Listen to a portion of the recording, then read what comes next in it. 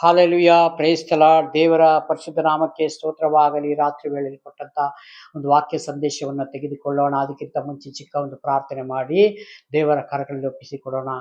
ಏಕೆಂದರೆ ದೇವರು ತಾನೇ ಈ ವಾಕ್ಯದ ಮುಖಾಂತರ ಮಾತನಾಡಲಿ ಎಂಬುದಾಗಿ ನಾವೆಲ್ಲ ಅವರಲ್ಲಿ ಒಪ್ಪಿಸಿಕೊಟ್ಟು ಪ್ರಾರ್ಥನೆ ಮಾಡಿ ಮುಂದಕ್ಕೆ ಹೋಗೋಣ. ಪರಿಶುದ್ಧವಾದ ಒಳ್ಳೆಯ ದೇವರೇ, ಯೇಸು ಸ್ವಾಮಿ ನಿಮಗೆ ಸ್ತೋತ್ರಪ್ಪ.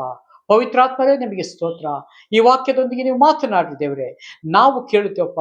ಕೇಳಿಕೊಂಡು ಸ್ವಾಮಿ ಅದೇ ಪ್ರಕಾರ ಜೀವಿಸಲಿಕ್ಕೆ ಸ್ವಾಮಿ ಭೂಮಿ ಮೇಲೆ ನಮಗೆ ಕೊಟ್ಟಂತ ಅವಕಾಶಕ್ಕಾಗಿ ಸ್ತೋತ್ರ. ಆದರೂ ಸತ ಸ್ವಾಮಿ ಕಳ್ಳನು ಬಂದು ಕೆಲವೊಮ್ಮೆ ಕದ್ದುಕೊಂಡು ಹೋಗಬಹುದು ದೇವರೇ. ಅದ್ರ ಮಧ್ಯದಲ್ಲಿ ನಿಮ್ಮ ಸಹಾಯ ಹಸ್ತ ದೇವರೇ ಕರ್ತನೆ ಸದಾ ಕಾಲ ನಿಮ್ಮ ಮಕ್ಕಳ ಮೇಲೆ ಇರಲಿ ಅಂತ ಪ್ರಾರ್ಥನೆ ಮಾಡಿಕೊಳ್ಳುತ್ತೇನೆ ಯೇಸು ಸ್ವಾಮಿ ನಾಮದಲ್ಲಿ ತಂದೆ. ಇದೇ ಆದಿಕಾಂಡ 5ನೇ ಅಧ್ಯಾಯ, ಅದರಲ್ಲಿ 1ನೇ ವಚನದಲ್ಲಿ ತೆಗೆದುಕೊಳ್ಳೋಣ. ಆದಾಮನು ವಂಶದವರ ಚರಿತ್ರೆಯೋ ದೇವರ ಸೃಷ್ಟಿಕಾಲದಲ್ಲಿ ಮನುಷ್ಯನನ್ನು ತನ್ನ ಹೋಲಿಕೆಗೆ ಸರಿಯಾಗಿ ಉಂಟು ಮಾಡಿದನು. ಆದಾಮನ ವಂಶ ಚರಿತ್ರೆ ನೋಡುವಾಗ ದೇವರು ಸೃಷ್ಟಿಕಾಲದಲ್ಲಿ ಇವೆಲ್ಲ ಸೃಷ್ಟಿ ಮಾಡಬೇಕಾದ್ರೆ ಎಲ್ಲವನ್ನು ಸೃಷ್ಟಿ ಮಾಡಿದರು.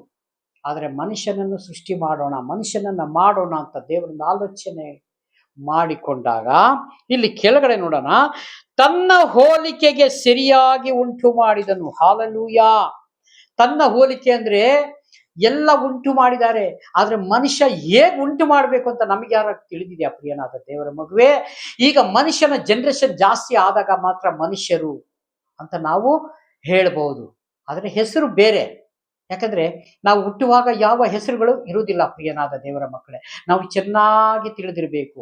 ನಾವು ಈ ಭೂಮಿಗೆ ಬಂದ ನಂತರವೇ ಒಂದು ಡಾಕ್ಯುಮೆಂಟ್, ಒಂದು ಸರ್ಟಿಫಿಕೇಟ್ ಮಾಡಬೇಕು ಅಂತ ಬಂದಾಗಲೇ ಇಲ್ಲಿ ನಮ್ಮ ಸರ್ಕಾರಗಳು ಒಂದು ಹೆಸರುಗಳನ್ನ ನಿಮಗೆ ಸೂಚಿಸ್ತದೆ. ಅಂದರೆ ನೀವು ತಂದೆ ತಾಯಿ ಏನು ಮಕ್ಕಳಿಗೆ ಹೆಸರಿಡ್ತೀರೋ ಆ ಹೆಸರಿನ ಮೇಲೇನೆ ಪ್ರತಿ ಒಂದು ಡಾಕ್ಯುಮೆಂಟ್ಗಳು ಮಾಡಲ್ಪಡ್ತದೆ.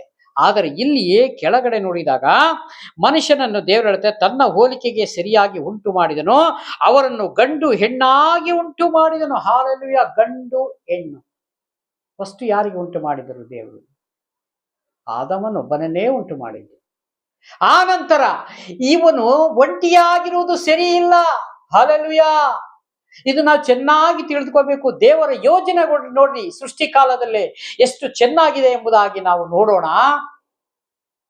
ಇವನು ಒಂಟಿ ಇರುವುದು ಸರಿ ಇಲ್ಲ ಅಂತೇಳಿ ಬೇರೆ ಇನ್ನೊಂದು ಅಧ್ಯಾಯದಲ್ಲಿ ಇದೆ, ಅದು ಇಲ್ಲಿ ಬೇರೆ ಇದೆ. ಆದ್ರೆ ಉಂಟು ಮಾಡಿದನು. ಇದಲ್ಲದೆ ಅದೇ ದಿವಸದಲ್ಲಿ ಅವರನ್ನು ಆಶೀರ್ವದಿಸಿ, ನೋಡಿ ಏನು, ಅವರನ್ನು ಮನುಷ್ಯರನ್ನು ತನ್ನ ಹೋಲಿಕೆಗೆ ಸರಿ ಉಂಟು ಮಾಡಿದನು, ಅವರನ್ನು ಗಂಡು ಹೆಣ್ಣಾಗಿ ಉಂಟು ಮಾಡಿದನು. ಗಂಡು ಹೆಣ್ಣಾಗಿ ಉಂಟು ಮಾಡಿದನು. ಇದಲ್ಲದೆ ಅದೇ ದಿವಸದಲ್ಲಿ ಅವರನ್ನು ಆಶೀರ್ವದಿಸಿ ಅವರಿಗೆ ಮನುಷ್ಯ ಎಂದು ಹೆಸರಿಟ್ಟನು. ಹಾಲೆಲೂಯಾ. ಮನುಷ್ಯ ಅವಾಗ ಯಾವ ಹೆಸರುಗಳು ಇರಲಿಲ್ಲ. ಆ ನಂತರವೇ ಹೆಸರುಗಳು ಬಂದಿದೆ. ಮನುಷ್ಯ ನೋಡಿ, ದೇವರ ಸೃಷ್ಟಿ ಕಾಲದಲ್ಲಿ ಮನುಷ್ಯನನ್ನು ಉಂಟು ಮಾಡಿ ಎಲ್ಲ ಆಗಿದ ಮೇಲೆ ದೇವರು ತಾನೇ ಒಂದು ಹೆಸರಿಟ್ಟರು, ಮನುಷ್ಯ. ಫಸ್ಟ್ ಹೆಸರು ಮನುಷ್ಯ ಎಂತ ಹೆಸರಿಡೋಣ ಅಂತ ಹೇಳಿದ್ರು. ಈಗ ಅದನ್ನ ನಾನು ಅಲ್ಲಿಗೆ ಮುಕ್ತಾಯ ಮಾಡ್ತಾ ಇದ್ದೀನಿ. ಬೇರೆ ಇಲ್ಲಿ ಇದೇ ಮನುಷ್ಯನನ್ನ ದೇವರು ತನ್ನ ಹೋಲಿಕೆಗೆ ಉಂಟು ಮಾಡಿ ಇದನ್ನ ಆಶೀರ್ವದಿಸಿದನು. ಅಂದ್ರೆ ಇದು ಒಳ್ಳೆಯದು. ಇಲ್ಲಿ ಆದಿಕಾಂಡ 6ನೇ ಅಧ್ಯಾಯ 13ನೇ ವಚನಕ್ಕೆ ಹೋಗುವುದಾದರೆ, ಆಗ ದೇವರು ನೋಹನಿಗೆ ಎಲ್ಲಾ ದೇಹಿಗಳಿಗೂ ಅಂತ್ಯವನ್ನು ತೀರ್ಮಾನಿಸಿದ್ದೇನೆ. ಹಾಲೆಲೂಯಾ. ಬೇಸರಗೊಂಡರು ದೇವರು. ಯಾಕೆ ಬೇಸರಗೊಂಡರು ಅಂತಂದ್ರೆ, ದೇವರು ನಾನು ಸೃಷ್ಟಿ ಮಾಡಿ ಹೇಗೆ ನನ್ನ ಪ್ರಕಾರ ನಾನು ಹೇಳಿದ ಪ್ರಕಾರ ಈ ಮನುಷ್ಯನು ಜೀವಿಸಬೇಕು, ಹಾಲೆಲೂಯಾ, ಇವರು ಜೀವಿಸಬೇಕು ಎಂಬುದಾಗಿ ಆ ದೇವರು ಆ ಯೋಜನೆ ಮೇಲೆ ಮನುಷ್ಯನನ್ನ ಉಂಟು ಮಾಡಿದರು. ಹಾಲೆಲೂಯಾ. ಅವಾಗ ಇಲ್ಲಿ ಕೆಳಗಡೆ ಎಲ್ಲಾ ದೇಹಿಗೂ ಅಂತ್ಯವನ್ನು ತೀರ್ಮಾನಿಸಿದ್ದೇನೆ. ಭೂಲೋಕದಲ್ಲಿ ಇರುವ ಭೂಲೋಕವು ಅವರ ಅನ್ಯಾಯದಿಂದ ತುಂಬಿದೆ. ಹಾಲೆಲೂಯಾ. ಏನು ಅನ್ಯಾಯ? ದೇವರ ಮಾತು ಕೇಳದೆ ಇರುವುದೇ ಒಂದು ಅನ್ಯಾಯ. ಆ ಸೃಷ್ಟಿ ಕಾಲದಲ್ಲಿ ನಾನು ಯೋಜನೆಗಳು ಮಾಡಿದ್ದೇ ಬೇರೆ, ಇವರು ಮಾಡ್ತಾ ಇರೋದೇ ಬೇರೆ. ಇವತ್ತು ಒಂದು ತಂದೆ ತಾಯಿ ಮಗಳನ್ನ ಸಾಕುತ್ತಾರೆ, ದೊಡ್ಡವರು ಮಾಡ್ತಾರೆ. ಅವ್ರು ಏನ್ ಕಲ್ಪನೆಗಳು ಕಟ್ಟಿರ್ತಾರೆ, ಅವ್ರು ಒಂದು ಎಜುಕೇಶನ್ ಕೊಡೋಣ, ಒಳ್ಳೆ ರೀತಿಯಾಗಿ ಬೆಳೆಸೋಣ, ದೇವರ ಭಯ ಭಕ್ತಿಲಿ ಬೆಳೆಸೋಣ, ಅವರಿಗೆ ಈ ಭೂಮಿ ಮೇಲೆ ಒಂದು ಒಳ್ಳೇದಾಗ್ಲಿ ಅಂತ ಪ್ರತಿ ಒಂದು ತಂದೆ ತಾಯಿಗಳು ಯೋಚನೆ ಮಾಡೋದು ಸರಿ.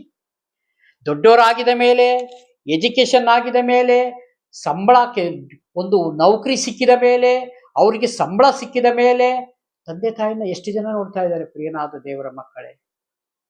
ಅಲ್ಲಿಗೆ ಅರ್ಥ, ಈ ಸೃಷ್ಟಿ ಕಾಲದಲ್ಲಿ ಈ ತಂದೆ ತಾಯಿ ಮಾತುಗಳನ್ನೇ ಕೇಳದೇ ಇರುವಂತ ಮಕ್ಕಳು ಇದ್ದಾರೆ.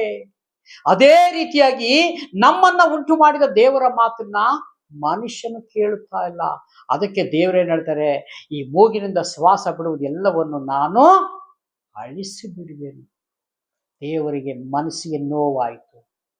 ನಾನು ಯಾಕೆ ಉಂಟು ಮಾಡಿದ್ದೇನೋ, ಉಂಟು ಮಾಡಿದಕ್ಕೆ ಪಶ್ಚಾತ್ತಾಪ ಪಟ್ಟು ಮೂಗಿನಿಂದ ಶ್ವಾಸ ಬಿಡುವುದು ಎಲ್ಲವನ್ನೂ ನಾನು ಅಳಿಸಿ ಬಿಡುತ್ತೇನೆ. ಹಾಲೆಲೂಯಾ. ದೇವರು ಬೇಸರ ಮಾಡಿಕೊಂಡರು, ನೋವು ಮಾಡಿಕೊಂಡರು, ದುಃಖ ಮಾಡಿಕೊಂಡರು. ಹಾಲೆಲೂಯಾ. ಇದೆಲ್ಲ ಮುಗಿದ ನಂತರ ಕೆಳಗೆ ಅನ್ಯಾಯದಿಂದ ತುಂಬಿದೆ, ನಾನು ಅವರನ್ನು ಭೂಮಿಯ ಮೇಲಿರುವುದನ್ನೆಲ್ಲೂ ಅಳಿಸಿ ಬಿಡುತ್ತೇನೆ. ನೀನು ತುರಾ ಯಾರಿಗೆ? ಅಲ್ಲಿ ನೋಹನಿಗೆ ದೇವರ ದಯೆ ದೊರಕಿತು. ಇಲ್ಲಿ ಮೂಗಿನಲ್ಲಿ ಶ್ವಾಸ ಬಿಡೋದೆಲ್ಲವನ್ನ ಅಳಿಸಿ ಬಿಡ್ತೀನಿ ಅಂತ ದೇವರು ಹೇಳಿದ್ರು. ಅವಾಗ ದೇವರಿಗೆ ನೀತಿವಂತ, ಆ ಸಬ್ಜೆಕ್ಟಿಗೆ ಹೋಗ್ತಾ ಇಲ್ಲ ನಾನು, ಹಾಗೇನೆ ಹೇಳಕ್ಕೆ ಇಷ್ಟಪಡ್ತೀನಿ. ಸಬ್ಜೆಕ್ಟ್ ಓದಲಿಕ್ಕೆ ಸಮಯ ಕಡಿಮೆ ಆಗ್ತಾ ಇರೋದ್ರಿಂದ, ನೋಹನಿಗೆ ದೇವರ ದಯೆ ದೊರಕಿತು. ಈಗಿನಿರುವುದರಲ್ಲಿ ನೀನೊಬ್ಬನೇ ನನ್ನ ಮುಂದೆ ನೀತಿವಂತನು. ಹಾಲೆಲೂಯಾ. ಇವತ್ತು ಈ ಭೂಮಿ ಮೇಲೆ ಯಾರಾದ್ರೂ ನೀತಿವಂತರಿದ್ದಾರಾ? ಇವತ್ತು ಪರಲೋಕ ನೋಡ್ತಾ ಇದೆ ಪ್ರಿಯನಾದ ಸಹೋದರ ಸಹೋದರಿಯರೇ, ಆಲಯಗಳಲ್ಲಿರುವ ದೇವರ ಮಕ್ಕಳೇ, ನಿಮ್ಮ ಸೇವಕರ ಮಾತುಗಳನ್ನ ಕೇಳ್ತಾ ಇದ್ದೀರೋ? ಕೇಳಿ ಮಾತ್ರ ಬಿಡ್ತಾ ಇದ್ದೀರೋ? ಹಾಲೆಲೂಯಾ. ಇದು ನಾವು ಚೆನ್ನಾಗಿ ಅರ್ಥ ಮಾಡಿಕೊಳ್ಳಬೇಕು. ಅವ್ರು ಯಾರು ಸುಮ್ಮನೆ ಬಂದಿಲ್ಲ ಏನೋ ಕತೆ ಪುಸ್ತಕ ಓದಿ ನಿಮ್ಗೆ ಹೇಳ್ತಾ ಇಲ್ಲ ಪ್ರಿಯನಾದ ದೇವರ ಮಗುವೆ. ಇದನ್ನ ಅನುಸರಿಸಿರಿ, ಜೀವಿಸಿರಿ, ಇದನ್ನ ಧ್ಯಾನ ಮಾಡಿ. ಮುಂದೆ ಒಂದು ರಾಜ್ಯ ದೇವರು ನಮ್ಗೆ ಇಟ್ಟಿದ್ದಾರೆ. ಆ ರಾಜ್ಯಕ್ಕಾಗಿ ನಾವು ಹೋಗಬೇಕಾಗಿದೆ ಪ್ರಿಯನಾದ ದೇವರ ಮಗುವೆ. ಇದು ನಮ್ಮ ಶಾಶ್ವತ ಸ್ಥಳವಲ್ಲ, ಇದು ನಮ್ದು ಟೆಂಪರವರಿ. ನಾವು ಇಲ್ಲಿಂದ ಒಂದು ದಿವಸ ನಾವು ಹೋಗಬೇಕು ಪ್ರಿಯನಾದ ದೇವರ ಮಗುವೆ. ಇದು ನಮಗೆ ಒಂದು ಹೇಳ್ಬೇಕು ಅಂದ್ರೆ ಒಂದು ಸಂತೆ. ಇಲ್ಲಿ ಒಂದು ಮಂಗಲ್ ಬಜಾರ್ ಅಂದ್ರೆ ಮಂಗಳವಾರ ಒಂದು ಸಂತೆ ನಡೀತದೆ. ಬೆಳಿಗ್ಗೆ ಬಂದು ಒಂದು ಸಂತೆಗಳನ್ನ, ವ್ಯಾಪಾರಗಳನ್ನ, ಬಿಸ್ನೆಸ್ಗಳನ್ನ ಮಾಡುತ್ತಾರೆ. ರಾತ್ರಿ ಆಗಿದ್ರೆ ಅವ್ರ ಸಂತೆಗಳನ್ನ ತೆಗೆದುಕೊಂಡು ಪುನಃ ಅವ್ರು ಹೊರಟು ಹೋಗ್ತಾರೆ.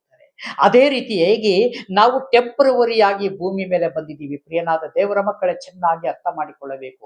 ಸಂಜೆ ಆಗಿದ್ರೆ ಆ ಟೈಮಲ್ಲಿ ನಮ್ಮ ಗುಡಾರಕ್ಕೆ ನಾವು ಹೋಗಬೇಕು. ಇದು ನಾವು ಟೆಂಪರವರಿ. ನಾವು ಯಾರು ಆ ಮಂಗಲ್ ಬಜಾರಲ್ಲಿ ರಾತ್ರಿ ಕಳೆಯುವುದಿಲ್ಲ. ನಾವು ಶಾಶ್ವತವಾಗಿ ಅಲ್ಲಿ ಇರುವುದಿಲ್ಲ. ನಮ್ಮ ಶಾಶ್ವತವಾದ ಸ್ಥಾನ ಪರಲೋಕ ರಾಜ್ಯವಾಗಿದೆ. ಯಾಕಂದ್ರೆ ಅದೇ ರೀತಿಯಾಗಿ ದೇವರು ಇಲ್ಲಿ ಭೂಮಿ ಮೇಲೆ ನಮಗೆ ಒಂದು ಪರಸ್ಥಳ, ನಾವು ಇಲ್ಲಿ ವಾಸ ಮಾಡಿ ದೇವರಿಗೆ ನಾವು ಹೇಗೆ ಜೀವಿಸ್ತೀವಿ ಎಂಬುದಾಗಿ ಒಂದು ಲೆಟರ್ನ ಬರೆದು ಕೊಡಬೇಕು. ಏನು ಲೆಟರು? ದೇವರೇ ನೀನು ಕೊಟ್ಟಿರೋ ಗ್ರಂಥದಲ್ಲಿರುವುದು ಸ್ವಾಮಿ, ನಾನು ಕೈಗೊಂಡು ನಡೆದು ಧ್ಯಾನಿಸಿ ಕೈಗೊಂಡು ನಡೆದು ಸ್ವಾಮಿ, ನಾನು ದೋಷ ಇಲ್ಲದವಳಾಗಿ ನಿನ್ನ ಬಳಿಗೆ ಬರಬೇಕಪ್ಪ. ಅದಕ್ಕಾಗಿ ನಾನು ಒಂದು ಲೆಟರ್ನ ಬರಿತೇನೆ ಸ್ವಾಮಿ. ಆ ಲೆಟರ್ನ ಬರೆದು ನಾನೊಂದು ಪೋಸ್ಟ್ ಮಾಡ್ತೀನಿ ಸ್ವಾಮಿ. ಎಲ್ಲಿಗೆ ಪೋಸ್ಟ್ ಮಾಡೋದು? ಪರಲೋಕ ರಾಜ್ಯಕ್ಕೆ ಒಂದು ಪೋಸ್ಟ್ ಮಾಡ್ತೀನಿ. ನಮ್ಮ ಪ್ರಾರ್ಥನೆನೇ ಒಂದು ಪೋಸ್ಟ್ ಆಗಿದೆ ಪ್ರಿಯನಾದ ದೇವರ ಮಗುವೆ. ಆ ಪೋಸ್ಟ್ ಪರಲೋಕಕ್ಕೆ ಹೋಗ್ಬೇಕು. ಆ ಮಧ್ಯದಲ್ಲಿ ಯಾವ ಕಳ್ಳರು ಸಹ ಪೋಸ್ಟ್ನ ಬಿಚ್ಚವ. ಅಷ್ಟು ಹುಷಾರಾಗಿ ನಮ್ಮ ಪೋಸ್ಟ್ಗಳನ್ನ ದೇವರ ಕಡೆಯಲ್ಲಿ ನಾವು ಪೋಸ್ಟ್ ಮಾಡ್ಬೇಕಾಗಿದೆ. ಅಲ್ಲಿ ಪೋಸ್ಟ್ ಮಾಡಿದಾಗ ದೇವರು ಓಪನ್ ಮಾಡಿ ನೋಡಿದ್ರು, ಇವರು ನನ್ನವರು, ಈಕೆ ನನ್ನವಳು, ಇವರು ನನ್ನನ್ನು ಆಶೀರ್ವದಿಸಿದ್ದೇನೆ, ಅಬ್ರಾಮನಿಗೆ ಆಶೀರ್ವದಿಸಿದ್ದೇನೆ, ಇಸಾಕಿಗೆ ಆಶೀರ್ವದಿಸಿದ್ದೇನೆ, ಯಾಕೋಬನಿಗೆ ಆಶೀರ್ವದಿಸಿದ್ದೇನೆ. ಈ ಧರ್ಮ ಗ್ರಂಥದಲ್ಲಿ ಈ ಉಲ್ಲೇಖ ಆಗಿರುವುದು ಎಲ್ಲರನ್ನೂ ನಾನು ಆಶೀರ್ವದಿಸಿದ್ದೇನೆ. ಈ ವಾಕ್ಯವನ್ನು ಅನುಸರಿಸಿ ನಡೆದಂಥವ್ರು ಭೂಮಿ ಮೇಲೆ ಇರುವಂತವ್ರಿಗೂ ನಾನು ಆಶೀರ್ವದಿಸಿದ್ದೇನೆ. ಹಾಲೆಲೂಯಾ. ನಿಮ್ಮ ಕೆಲಸ ನನ್ನನ್ನು ಅನುಸರಿಸುವುದೇ ನಿಮ್ಮ ಕೆಲಸ. ದಾರಿಯಲ್ಲಿ ಹೋಗುವಾಗಲೂ ಬರುವಾಗಲೂ, ಮನೆಯಲ್ಲಿ ಕೂರುವಾಗಲೂ ಏಳುವಾಗಲೂ, ನೀ ಎಂಥ ಸಂದರ್ಭದಲ್ಲಿರು ಪ್ರಿಯನಾದ ದೇವರ ಮಗುವೆ, ಒಳಗಡೆ ಬೆಂಕಿ ಓಡ್ತಾ ಇರ್ಬೇಕು, ಉರಿತಾ ಇರ್ಬೇಕು, ದಗ ದಗ ದಗ ದಗ ದಗ ಅಂತ. ಹಾಲೆಲೂಯಾ. ನೀನಿಲ್ಲಿ ಕೆಲಸ ಮಾಡು, ಮನೇಲಿ ಕೆಲಸ ಮಾಡು, ಹೊರಗಡೆ ಆಫೀಸಲ್ಲಿ ನೌಕರಿ ಮಾಡು, ನೀವು ಎಲ್ಲೆಲ್ಲಿ ಯಾವ ಜಾಗದಲ್ಲಿ ದೇವರು ನಿಮ್ಗೆ ನೇಮಿಸಿ ಕೊಟ್ಟಿದ್ದಾರೋ ಪ್ರಿಯನಾದ ಸಹೋದರ ಸಹೋದರಿಯರೇ, ಆ ಕೆಲಸಗಳನ್ನ ಮಾಡ್ರಿ. ಇದ್ಯಾವುದಕ್ಕೂ ದೇವರು ಯಾವುದು ಬೇಡ ಅಂತ ಹೇಳಿಲ್ಲ. ಆದರೆ ನಿನ್ನ ಒಳಗಡೆ ಅಗ್ನಿ ಜ್ವಾಲೆ ಉರಿತಾ ಇರಬೇಕು, ವಾಕ್ಯದ ಜಾಲೆಗಳು ಉರಿತಾ ಇರಬೇಕು. ಹಾಲೆಲೂಯಾ. ಉರಿ ಉರಿ ಉರಿ ಉರಿದಿ ಜಾಸ್ತಿ ಮಾಡ್ಕೊಳ್ಬೇಕು. ಯಾಕಂದ್ರೆ ನನ್ನಲ್ಲಿದ್ದು ಫಲ ಕೊಡುವುದೇ ಇರೋ ಕಂಬಗಳನ್ನ ನಾನು ಕಡಿದು ಹಾಕ್ತೇನೆ. ರಬಲ ಶಂದರ ರಿಖೋಬ ದೇವರು ಹೇಳ್ತಾರೆ, ನೀನು ಇದ್ದಾಗೆ LKG ಇರಕ್ಕೆ ನಾನು ಕರೆದಿಲ್ಲ. ಪರಲೋಕ ರಾಜ್ಯ ಹೋಗಬೇಕಾದ್ರೆ, ನೀನು ನನಗೆ ಹತ್ತಿರವಾಗಬೇಕಾದ್ರೆ ನೀನೇನ್ ಮಾಡ್ಬೇಕು? ನನ್ನ ವಾಕ್ಯವನ್ನ ಕೈಗೊಂಡು ದಿನೇ ದಿನೇ ದಿನೇ ನನ್ನ ಹತ್ತಿರ ಬರಬೇಕು. ರಬಲ ಶಂದರ ರಿಖೋಬ. ಹಾಲೆಲೂಯಾ. ಇದಕ್ಕಾಗಿ ನಾನು ನಿನ್ನ ಕರೆದಿದ್ದೇನೆ ಹೊರತು ಮತ್ತಾವುದಕ್ಕೂ ಅಲ್ಲ. ಇಲ್ಲೇನೋ ಆಸ್ತಿ ಕೂಡಿಸ್ಕೊಳ್ಬೇಕು, ನನಗೆ ಹಾಗೆ ಓದ್ಬೇಕು, ಹೀಗೆ ಎಜುಕೇಶನ್ ಮಾಡ್ಬೇಕು, ಇಂತಿಂತ ಜಾಬ್ ತಕೊಳ್ಬೇಕು, ಅದೆಲ್ಲ ದೇವರು ಕೊಡ್ತಾರೆ ಸರಿ. ಫಸ್ಟ್ ದೇವರ ರಾಜ್ಯಕ್ಕಾಗಿ ನೀತಿಗಾಗಿ ನಾವು ತವಕ ಪಡೋಣ, ಆಮೇಲೆ ಎಲ್ಲವನ್ನು ನಿಮ್ಮನ್ನ ಫಾಲೋ ಮಾಡ್ತಾರೆ. ರಬಲ ಶಂದರ ರಕೋಬ.